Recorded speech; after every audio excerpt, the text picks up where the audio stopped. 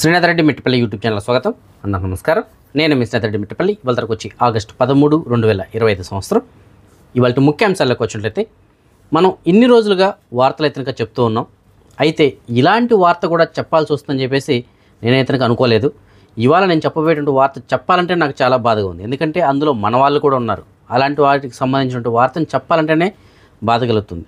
అసలు ఎందుకు కువైట్లో ఉన్నటువంటి మన వాళ్ళకి ఎందుకు ఇంత దౌర్భాగ్యమైనటువంటి పరిస్థితి, కోరుండి ఎందుకు తెచ్చుకుంటున్నారు, మనం ఎందుకు వస్తున్నాం గల్ఫ్ కంట్రీస్కి, అందులో ముఖ్యంగా ఇలాంటి కువైట్ దేశాలకి మనం ఎందుకు వస్తున్నాం, దేనికోసం వస్తున్నాం, మన ఫ్యామిలీ కోసం, తల్లిదండ్రులు, పిల్లలు, భార్య, వీళ్ళ కోసం వస్తున్నాం, మనకు ఉన్నటువంటి కష్టాలను తీర్చుకోవడం కోసం వస్తున్నాం. అలాంటిది ఇక్కడికి వచ్చి లేనిపోనివి తలనెత్తిని పెట్టుకొని ప్రాణాల మీదకి తెచ్చుకోవాల్సిన అవసరం ఏముంది? ఇంతకీ మనం మ్యాటర్లోకి వచ్చినట్లయితే కువైట్లో కల్తీ మద్యం తాగి ఇప్పటి వరకు లేటెస్ట్ అప్డేట్, ఇప్పుడు నేను వార్త చదివేటువంటి సమయానికి సుమారుగా 13 మంది ప్రాణాలు కోల్పోయారు. శనివారం రోజున జరిగినటువంటి సంఘటన. అప్పటి నుంచి ఇప్పటి వరకు హాస్పిటల్ అడ్మిట్ అవుతూనే ఉన్నారు. సుమారుగా 63 మంది అయితే అడ్మిట్ అయినట్లు తెలియజేస్తున్నారు. అందులో 63 మందిలో 31 మందికి ఐసీలో ట్రీట్మెంట్ అయితే అందించారు.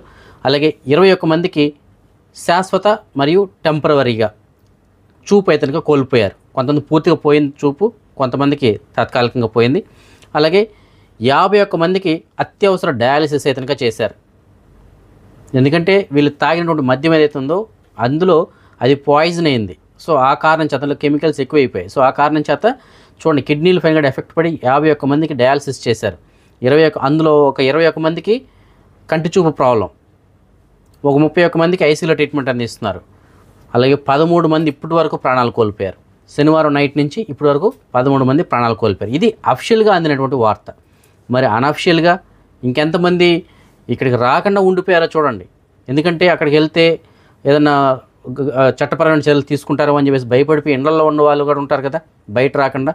మరి వారి పరిస్థితి ఏమిటి? అందులో ఇప్పుడు చనిపోయిన వాళ్ళ కూడా కొంతమంది హాస్పిటల్కి రాకముందే, అడ్మిట్ అవ్వకముందే ఇంట్లోనే చనిపోయిన వాళ్ళు కూడా ఉన్నారు. కేరళలోని కోజికోడ్కి సంబంధించిన ఒక వ్యక్తి, అంటే వాళ్ళ నేటివ్ వచ్చి కేరళని కోజికోడ్, ఆయన కువైట్లో ఉంటున్నారు. ఆయన ఇదే మద్యం తాగి ఇంట్లోనే ప్రాణాలు కోల్పోయాడు, హాస్పిటల్ కూడా వెళ్ళకముందే. సో ఆ విధంగా ఇంకెన్ని కేసులు ఉన్నాయో, తీవ్రంగా బాధపడుతూ ఇంట్లో ఉన్న వాళ్ళు ఎంతమంది ఉన్నారు, బయట వెళ్తే పట్టుకుంటారేమో అని చెప్పేసి భయపడి. సో దీన్ని బట్టి మనకు అర్థమవుతుందంటే ఇంకా ఈ మృతుల సంఖ్య పెరగడానికి అవకాశం ఉందామని చెప్పేసి అనిపిస్తుంది. ఎందుకంటే ఆల్రెడీ ఐసీయూలో కొంతమంది ఉన్నారు, డయాలసిస్ జరుగుతుంది కొంతమందికి. సో ఇలాంటివి అయితే జరుగుతున్నాయి. సో మొత్తం మీద వాళ్ళు చెప్పినటువంటి లెక్క ప్రకారం అయితే మొత్తం మనం చూస్తే 63 మంది అనేసి అన్నారు. 63 మంది ఇప్పటి వరకు వాళ్ళు హాస్పిటల్ అడ్మిట్ అయిన వారి సంఖ్య. అడ్మిట్ కాని వాళ్ళని మనం లెక్క వేసుకుంటే ఇంకెంత ఉంటుందో చూడండి. వీళ్ళందరికీ అందినటువంటి మద్యం ఎక్కడంటో తెలిసిన జిలీబ్ అల్షేఖ్లోని గత 4లో తయారైనటువంటి మద్యం ఇది. అక్కడి నుంచి ఇది సప్లై అయ్యింది, దేశంలోని పలు ప్రాంతాలకు ఏదైనా సప్లై చేశారు. కానీ ఎక్కువ శాతం మంది ఆ చుట్టుపక్కల ఉన్న వాళ్ళే మద్యం ఏదైనా సేవించడం జరిగింది. ఆ మద్యం సేవించడం కారణంగా కువైట్లోని ఆదాన్ మరియు ఫర్వానియా ఈ హాస్పిటల్లోనే ఎక్కువ శాతం మంది అయితే అడ్మిట్ అయ్యారు.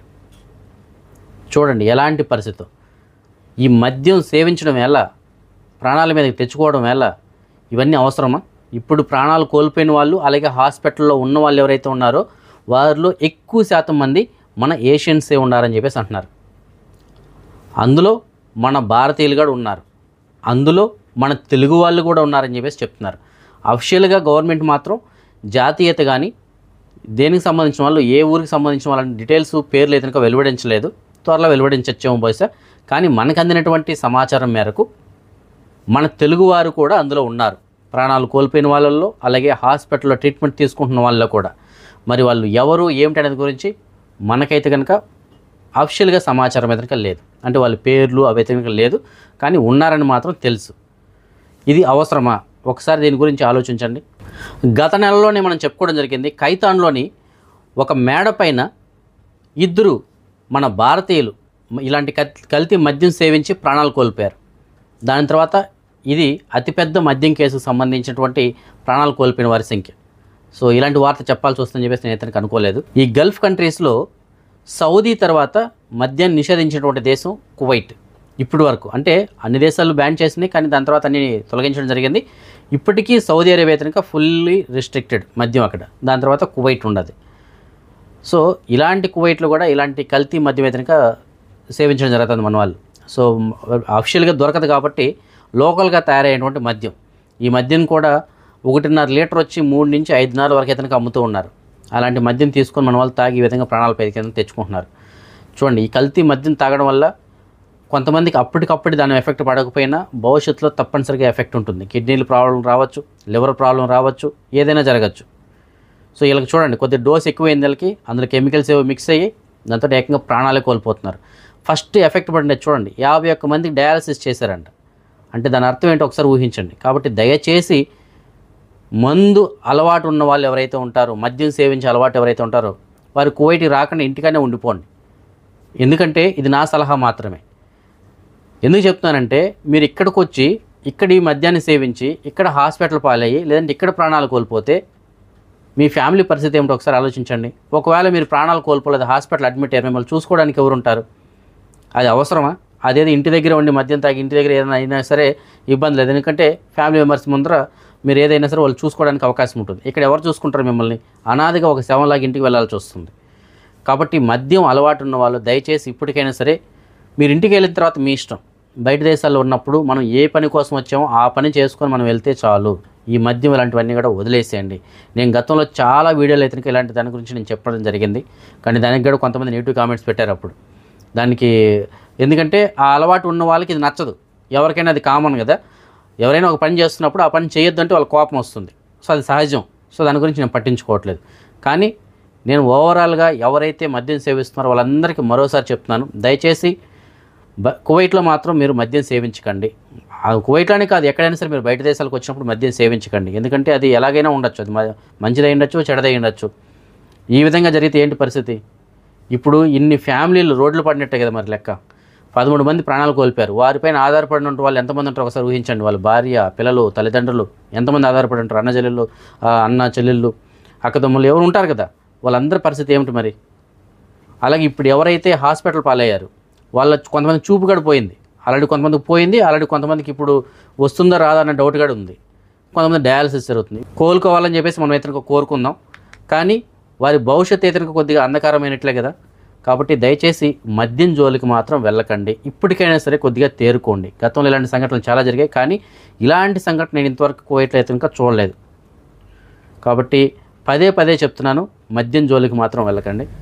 ఈ సంఘటనపై కువైట్లో ఉన్నటువంటి మన భారతదేశానికి సంబంధించిన రాయబారి కార్యాలయం ఏదైతే ఉందో ఆ రాయబారి కార్యాలయం వాళ్ళు కూడా, అంటే ఎంబసీ వాళ్ళు కూడా స్పందించడం జరిగింది. వాళ్ళు తెలియజేసిన సమాచారం మేరకు ఈ సంఘటనలో ఎవరైతే ప్రస్తుతానికి హాస్పిటల్ పాలయ్యారో అందులో మన భారతీయులు ఒక 40 మంది ఉన్నారని చెప్పేసి తెలియజేస్తున్నారు. అందులో కొంతమంది ప్రాణాలు కోల్పోయినట్లు, కొంతమంది పరిస్థితి విషమంగా ఉన్నట్లు, కొంతమంది కోలుకుంటున్నట్లు వాళ్ళు సమాచారం అయితే తెలియజేస్తున్నారు. ముఖ్యంగా ఈ సమాచారం అందుకున్నటువంటి ఎంబసీ వాళ్ళు హుటాహుటిన ఆ హాస్పిటల్స్ ఏవైతే ఉన్నాయో, గవర్నమెంట్ కావచ్చు, ప్రైవేట్ కావచ్చు, అక్కడికి వెళ్ళి వాళ్ళని సందర్శించి వారిని పరామర్శించడం జరిగింది. అలాగే దానికి సంబంధించిన ఏర్పాట్లన్నీ చేస్తున్నారు. కువైట్కి సంబంధించినటువంటి గవర్నమెంట్ ఏదైతే ఉందో వారితో కూడా సంప్రదింపులు ఇప్పటికప్పుడు జరపడం జరుగుతూ ఉంది.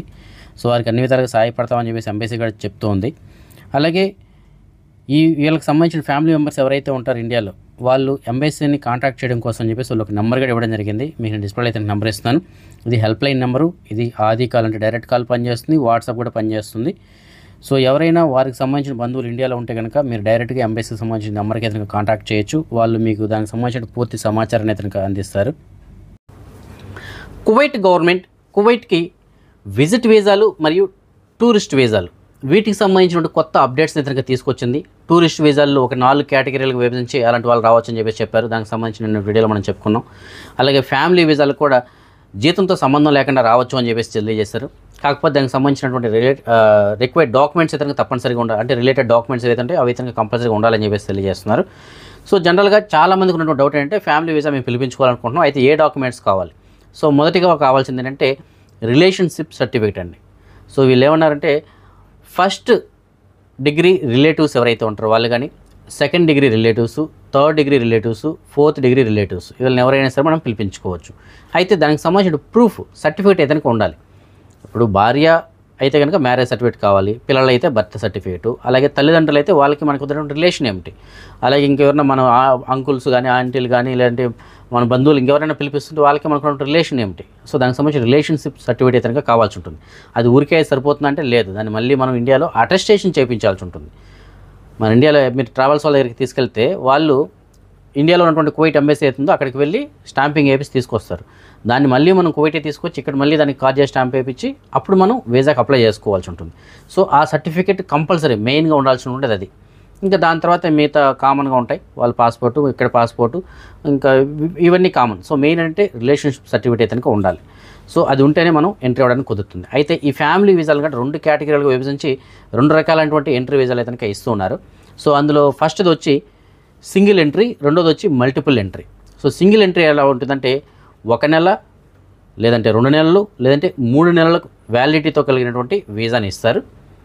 అలాగే మల్టిపుల్ ఎంట్రీ అయితే కనుక 3 నెలలు, 6 నెలలు, 12 నెలలు వ్యాలిడిటీ కలిగినటువంటి వీసాని అయితే కనుక ఇస్తారు.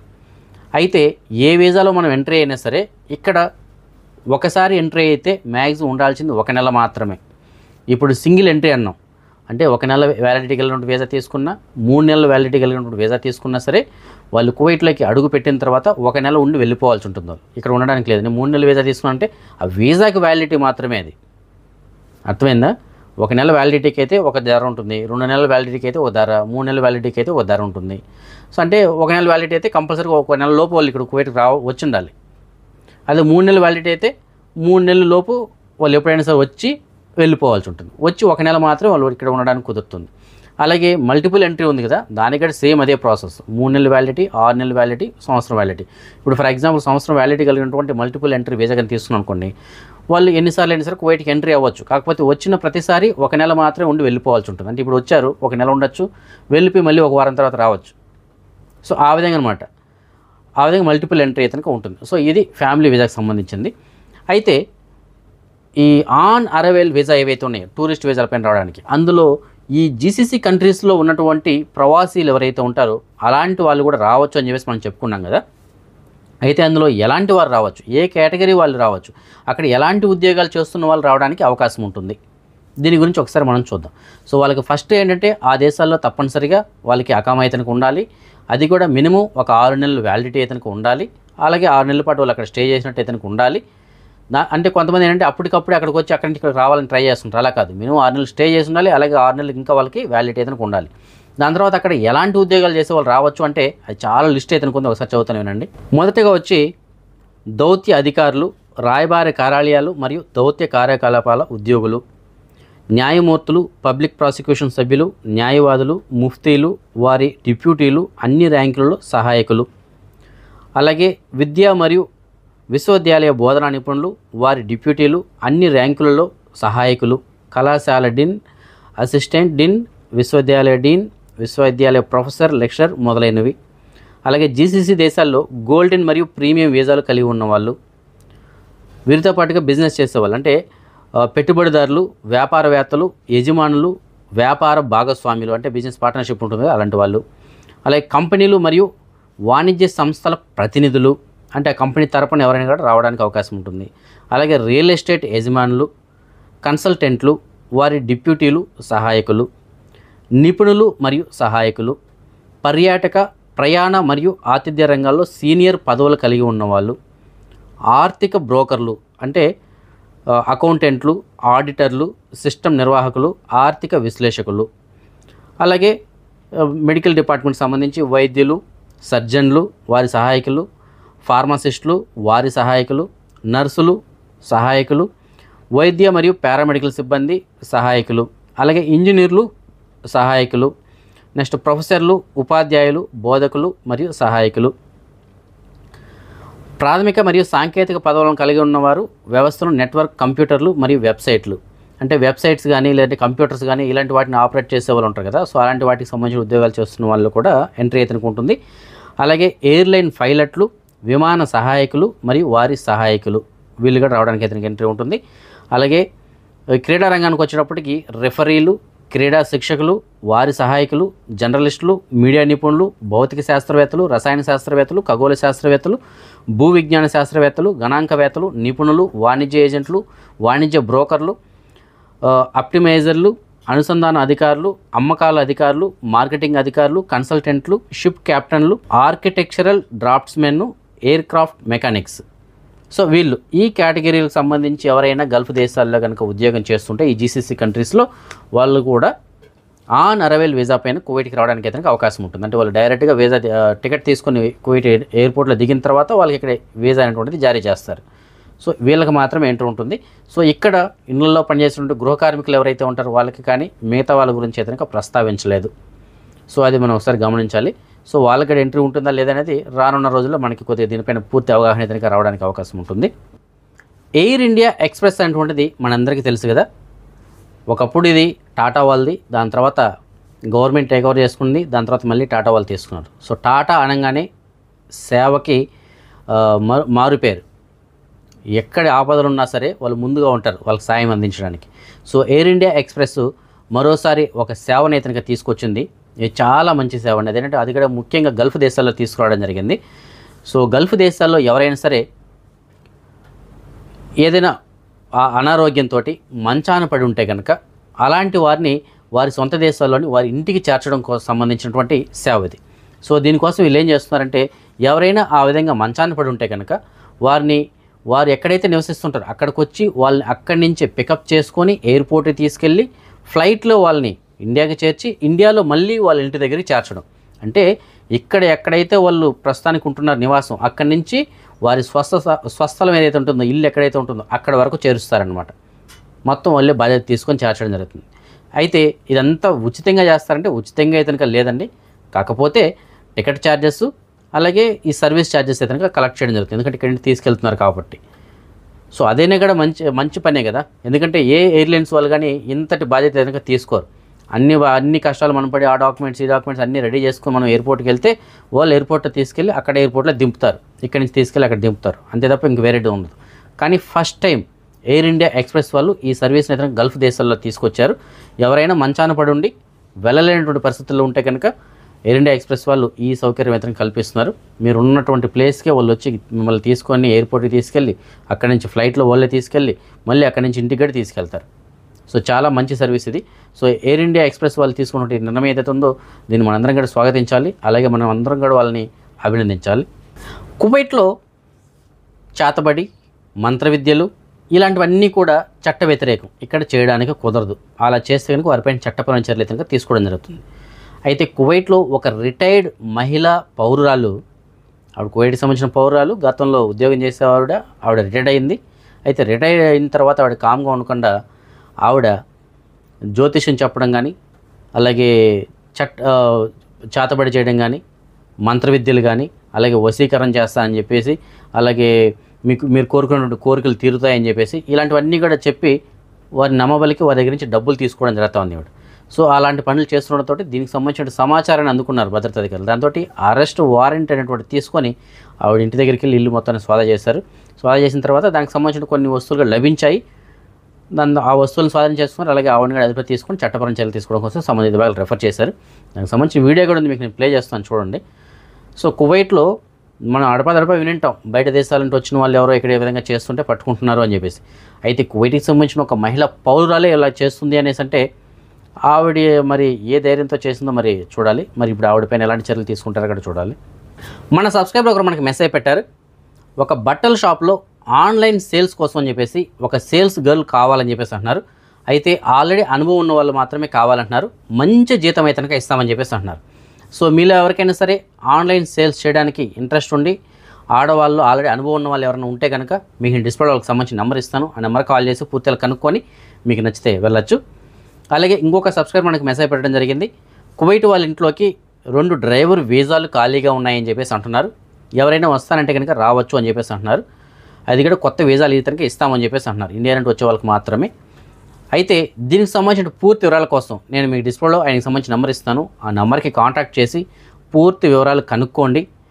వాళ్ళకి మీకు సమ్మతమైతేనే వీసా తీసుకొని రావడానికి ప్రయత్నం చేయండి. ఇందులో అయితే కనుక నా ఇన్వాల్వ్మెంట్ ఏమి ఉండదండి. వాళ్ళు జస్ట్ నాకు సమాచారం అందించారు, నేను మీకు సమాచారం ఇస్తాను. సో మిగతాదంతా కూడా మీరే మాట్లాడుకోవాల్సి ఉంటుంది. ఇంకొక సబ్స్క్రైబర్ మనకి మెసేజ్ పెట్టడం జరిగింది, కువైట్ వాళ్ళకి సంబంధించిన ఒక పెద్ద ఆయన్ని చూసుకోవడానికి ఒక మనిషి కావాలని చెప్పేసి అంటున్నారు. అది కూడా టెంపరీగా ఒక 3 నెలల పాటు చూసుకోవడానికి కావాలని చెప్పేసి అంటున్నారు. మంచి జీతం అయితే ఇస్తారంట. సో మీలో ఎవరికైనా సరే కువైట్కి సంబంధించిన ఒక పెద్ద ఆయన్ని చూసుకోవడానికి, అది కూడా టెంపరీగా చూసుకోవడానికి ఇంట్రెస్ట్ ఉన్నట్లయితే మీకు డిస్ప్లే వాళ్ళకి సంబంధించిన నెంబర్ ఇస్తాను. ఆ నెంబర్ కాల్ చేసి పూర్తిగా కనుక్కొని మీకు నచ్చితే వెళ్ళొచ్చు. ఇవాళ సిద్ధు అనేటువంటి అబ్బాయి పుట్టినరోజు జరుపుకోవడం జరుగుతుంది. 2 సంవత్సరాలు పూర్తి చేసుకొని 3వ సంవత్సరంలోకి అడుగు పెడుతున్నాడు. ఇంకా ఎవరైనా మన సబ్స్క్రైబర్స్ యొక్క పిల్లలు ఇవాళ పుట్టినరోజు జరుపుకుంటుంటే వారికి కూడా నా తరపున అలాగే మన ఛానల్ సబ్స్క్రైబర్స్ అందరి తరపున పుట్టినరోజు శుభాకాంక్షలు. ఫ్రెండ్స్, కువైట్ నుంచి మీరు ఎవరైనా సరే ఇండియాకి కార్గో ధర వస్తువులు పంపించాలి అనుకున్నట్టుకుంటే మీకు డిస్ప్లేలో కువైట్లో ఉన్న మన తెలుగు వారికి సంబంధించిన భారత్ కార్గో సర్వీస్ వాళ్ళకి సంబంధించిన నెంబర్ అయితే ఇస్తున్నాను. మంచి సర్వీస్ అయితే అందిస్తున్నారు. అలాగే మీ వస్తువులను చాలా సేఫ్గా తొందరగా ఇంటికి చేర్చడం జరుగుతుంది. కాబట్టి మీరు ఎవరైనా సరే ఎయిర్ కార్గో లేదంటే సీ కార్గో ద్వారా మీ వస్తువులు ఇంటికి పంపించాలనుకుంటే మీకు డిస్ప్లే నెంబర్ కాల్ చేసి పూర్తిగా కనుక్కొని మీ వస్తువులు మీరు కార్గో ద్వారా పంపించుకోవచ్చు. అదే మనం ఈ మనీ ఎక్స్చేంజ్ విషయానికి వచ్చినట్లయితే ప్రస్తుతానికి ఒక కువైట్ అవుతున్నారు మన భారతదేశం రూపీస్లో సుమారుగా $285.34 ఉంది.